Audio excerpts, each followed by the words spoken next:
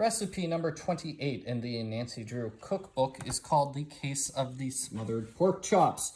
So we start by heating the oven, and then we're going to cut the fat off of the pork chops. The book does not explain what that is. I'm guessing it's this white stuff along the edges of the pork chops. The recipe says to melt the fat on low, but it's not melting, it's just cooking like pork chops normally do. The next step is to add the 2 pork chops. You're going to cook them until they're browned on both sides, which is just how you normally cook pork chops. In the meantime, you take half a cup of uncooked rice and you put it inside a baking dish. When the chops are browned, you're going to put them inside your baking dish on top of the rice. Then we're going to have a slice of onion, and a lemon slice on both of them. And then we have to sprinkle with salt and pepper.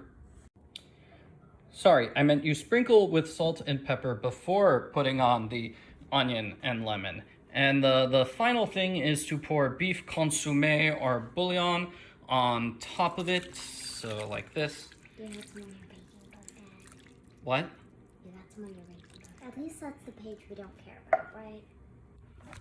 She's referring to the fact that, that's my daughter, referring to the fact that the other page on the book, which is now covered in beef, liquid beef, that's a bad recipe, so we don't care about the fact that that page is ruined. Yeah. Nancy says you could also, instead of doing beef consommé, you can use mushroom soup and half can of water. So next what we're going to do is cover the dish and bake for an hour. The final dish looks like this. The final dish looks like this. There was a lot of liquid, so you might want to drain it first before serving. You can see here, once you remove the pork chops, there still is plenty of liquid inside the container, even though I drained it already. After trying the dish, I'd say it's perfectly fine. My kid rated it a 7 out of 10.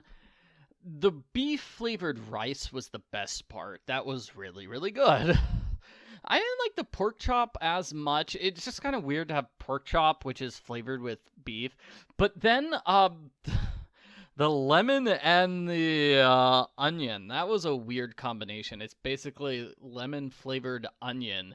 And that doesn't make for tasty pork chops. It didn't taste like terrible or anything. It just tasted kind of weird, that's all.